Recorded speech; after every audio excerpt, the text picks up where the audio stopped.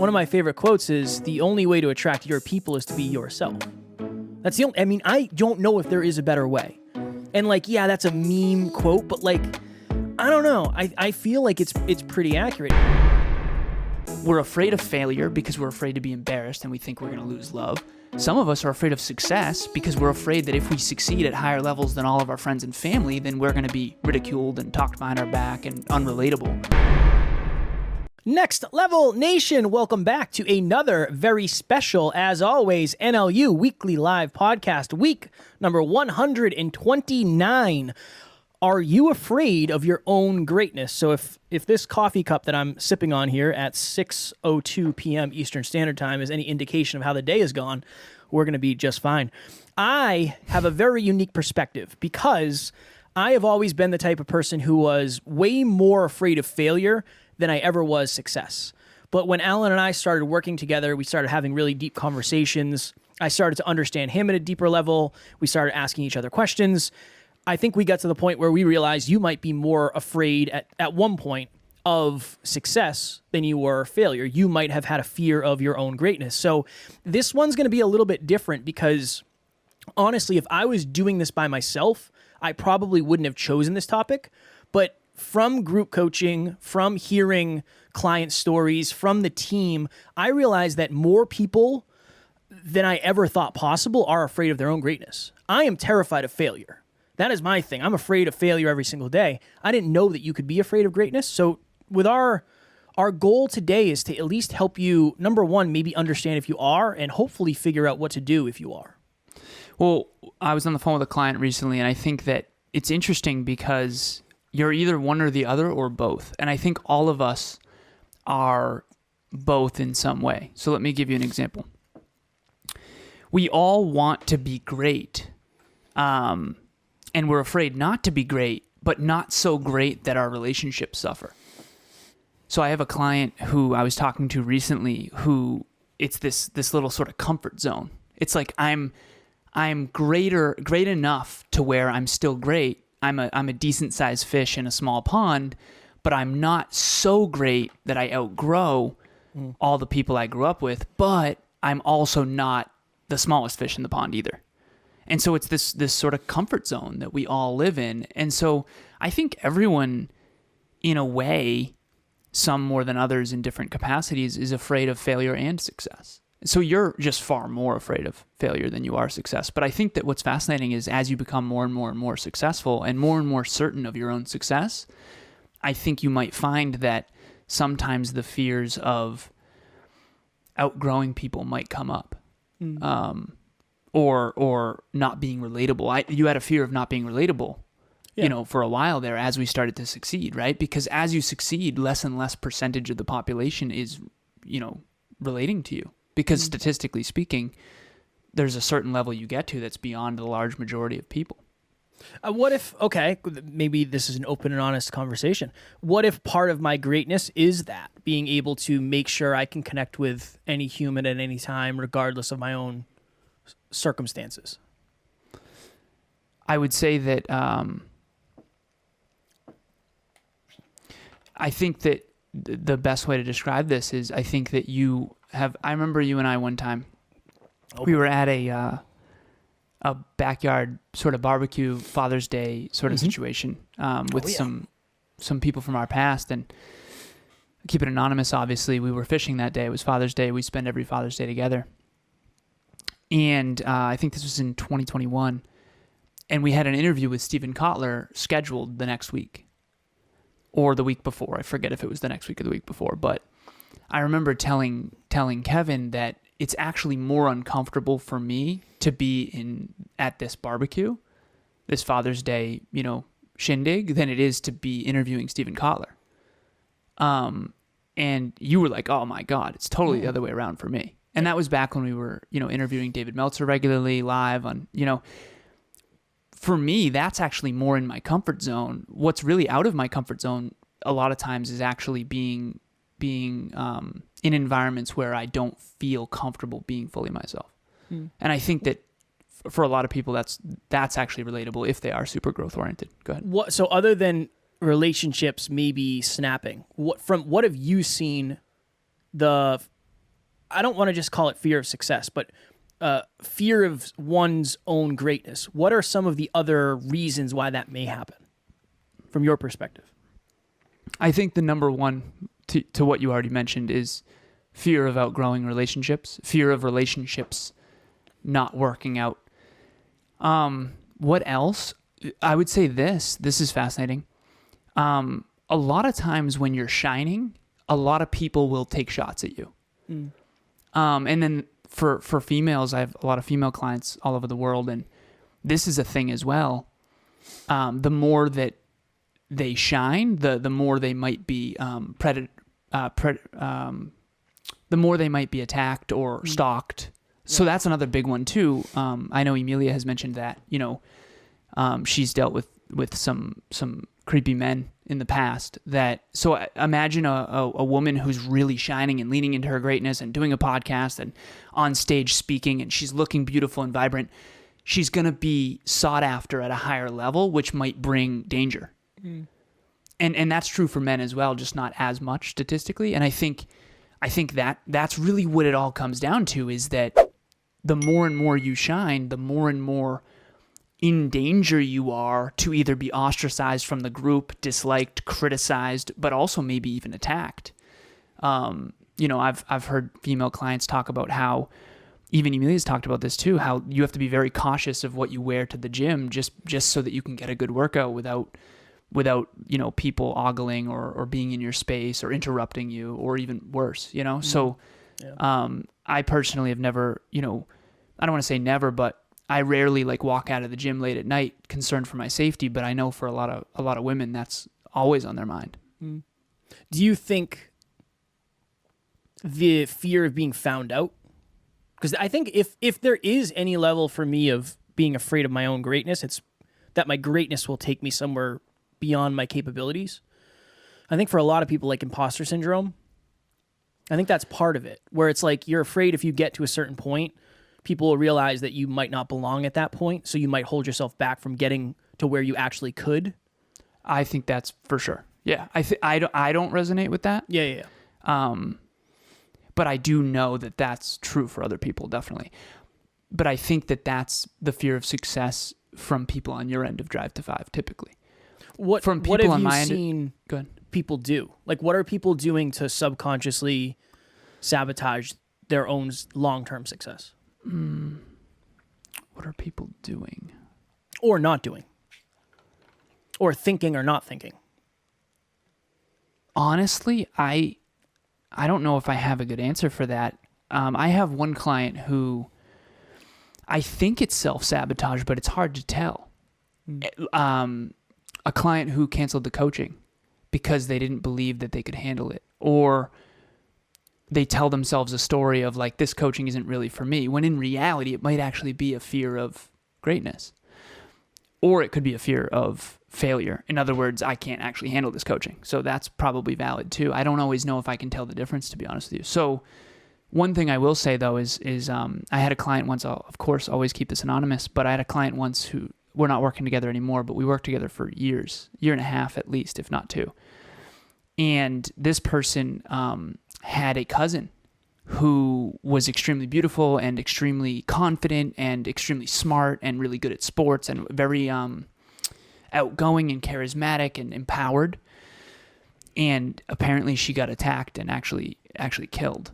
And consciously or subconsciously or unconsciously, this client of mine associated danger with being great. And so I think that's really what it comes down to. And I'm reading a book right now called The Hidden Habits of Genius. And I think there's a lot of truth to this as well, which is a lot of people who really are visionary and really do have ideas that are beyond the now and extraordinary and big visions for the future. A lot of them do get ridiculed for a really long time. And so I think more than anything, it's fear of judgment, fear of danger, fear of losing or outgrowing relationships. I'm not really, and this is my truth, I'm very rarely afraid that I can't achieve something if I really want to. And even that in and of itself is fairly unrelatable. But like, I am afraid for sure of like being unkind to people I care about along the way, or being ridiculed or attacked, quite frankly, for what makes me different. And one thing that I'm coming to realize in my 30s is that I spent a lot of my life with extremely high self-belief and in comparison to others, and I think that always made me a little bit of a target, maybe because on some level I could take it, or I appeared arrogant, and I'm sure at times I was arrogant. But now that I'm reading this book, it's talking about some of the shakers of history and some of the people who really were ahead of their time. And I'll give you a small example. So like an Elon Musk, for example, as odd or out there, quote unquote, as he might be, I don't think anyone's going to argue whether or not he's a genius. And for the longest time, he was ridiculed for his crazy ideas of, SpaceX and Solar City and Tesla and electric cars. And now, he obviously has proven that those things weren't quite as crazy as maybe everyone thought, because he's been successful now after many, many, many failures. And so I think you're either afraid of failure or you're afraid of success. I think that everyone out there should be thinking about which one they're more afraid of if they're really honest with themselves. And honestly, Kev, I had no idea. I mean, when you and I were at that event, and I was brought up on stage, and the speaker at the time, Shauna Pelton, shout out to Shauna, wonderful person. She essentially said these are the 5 deepest fears. One of them was judgment. One of them was success. One was failure. I forget what the other 2 were. Loss of love, I think. But you said, ask him what if he's afraid of success. And we had talked about that, though. Like, that happened. Yeah. It wasn't me just like knowing that. You and I had talked about that, and I think we realized that that was a pain point for you. And I still didn't understand it. It was like, what do you mean? Like, isn't that what we're going for? But again, I didn't understand it. For me, it was failure. That's my deepest fear. One of the questions we get asked most often is, what is my purpose, and how do I figure out what I really want to do with my life? And even if you're one of the few who do know what you really want, you might not know the steps to accomplish it, or even worse, you might not believe you can. There's a bunch of people and programs out there that are trying to show you the easiest way, but not necessarily the best way for you. Next Level Group Coaching is not only a place where you will understand yourself at a deeper level, but you'll also understand how everything you're learning applies specifically to you, to your life, and to your goals. The Next Level You family is built on understanding, inclusiveness, and creating a supportive environment where you can always be your authentic self. Many programs like this are literally thousands of dollars. Ours is not only more affordable than that, but with our 6-month payment plan, it's less than $100 per month. And by the end of the first call, you'll have definite, clear, and specific goals. And by the end of the program, you'll have the exact daily steps to accomplish them, or your money back. At this point, our group coaching program has graduated dozens of people from all over the world. We only take 10 at a time, and honestly, we cannot guarantee the price will stay the same for future groups. Now, there are a ton of reasons you should do this now, but the biggest one is that the version of you you're working so hard on becoming is waiting. It's interesting. Remember when you were talking about if I were to like go on Tom Bilyeu's show, and you were like, you want to be happy for me, but you'd also be concerned if you weren't able to be there. Yep. And that was a while ago, and I don't even know if we'd go on now. But I remember thinking to myself, like, I wouldn't care at all if Kevin got on Tom Bilyeu's show. Like, that would be awesome. Sense. That would be perfect. He would do that for us. I don't have to go do it, right? That's the way I think. I'm not concerned with whether or not I could do that. Yeah. That's if I want to go on Tom's show, I would just figure out how to go do that. And I genuinely think at some point he'll invite us on. I think that's already going to happen. And regardless of Tom or any of that, I think at the end of the day, when you have a lot of self-belief, you're very unrelatable. It's a mirror for people who don't. Because you're unrelatable, you always feel different, and you struggle to get along with people. And so if this is resonate for any of our listeners, like, it's very hard for me to like be myself and get along with people, especially long term. Like, that doesn't come natural for me. It does when I am not as much of me. So I'll give you an example. I mean, Kev, over the last 5 and a half years, how many conversations have you and I had that weren't focused on like understanding ourselves or the universe or goals and dreams at a deeper level? I would say very few, but even the ones that aren't kind of still are. Just in a different way. A less serious way, I guess. Or a less intentional way. Well, I used to not know this because in my world that was always the case. So I lived in a world where I believed everyone was doing that all the time. Yeah. But it turns out that I was initiating those conversations most of the time. And so I don't know what people talk about when they're not with me because I'm not there. And so to be vulnerable and honest on this microphone today, it's kind of like that. Like the only time I ever wasn't focused on goals, dreams, achievements, understanding, learning, growing was when I drank. Yeah. And I have a post that I'm posting on Thursday. I have it scheduled.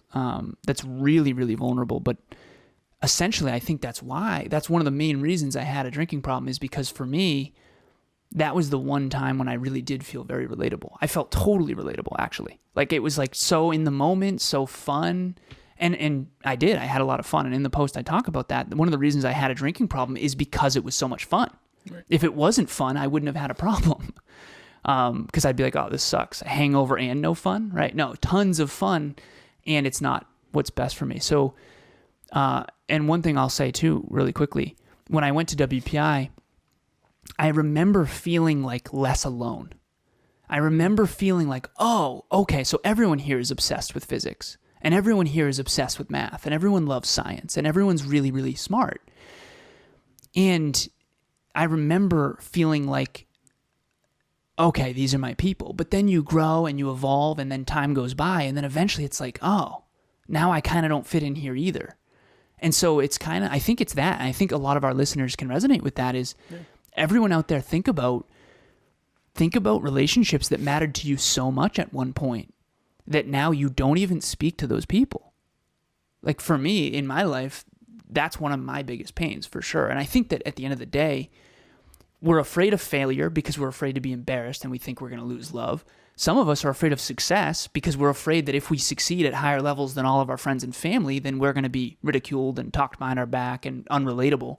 And so I think all of us are just kind of in this weird journey where you're either afraid of one or the other or both, and you have to overcome that every single day. It's not ever going to really fully go away. You can just get better and better and better and better at, I guess you just get stronger and stronger and stronger. The weights, it's like in the gym, the weights are always going to be, you're always going to have challenging workouts. You're just going to be able to lift the weight a little easier than last time. And then what are you going to do? You're going to up the ante and it's going to be just as tough again. So I think that's the thing is all of us are afraid of this at some level. And how do we create more and more aspiration and less fear, I guess, would be the thing to contemplate. It's so strange because it's almost like the fear of success stops you from getting the success that you need to actually connect with the people that you need to connect to not feel alone.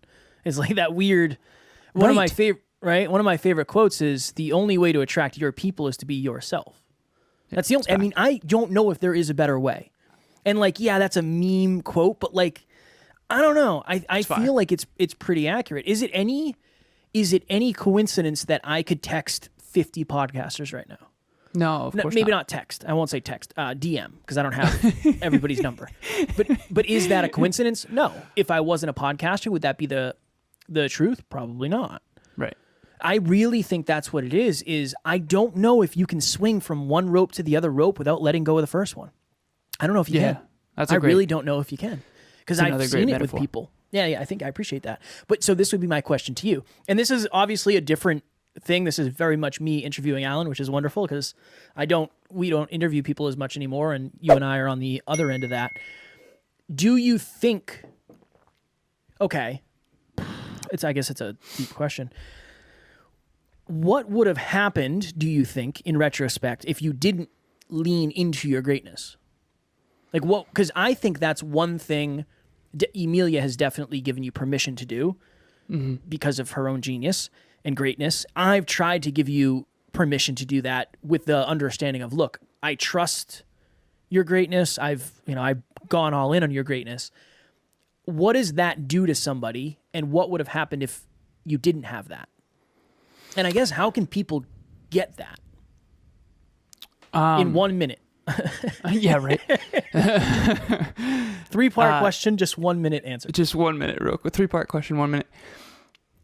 Emilia is hands down the greatest gift of my life, and I told Kevin long before I met Emilia, after I had broken up my past relationship, and I was alone for a pretty good amount of time there. I told Kev, I want to be the bottleneck. I remember saying this. It was in the basement. It was in our old studio, my mother's basement. And I said, I want to be the bottleneck. Like, I want to be the one I want someone with bigger dreams than I have. I want someone who's more growth oriented than me. I want someone harder working than me. I want someone who's more trying to maximize their potential than me. You remember that? Mm-hmm. And you were like, I don't know, like, how are you going to find that? Like, you shoot pretty high type of thing.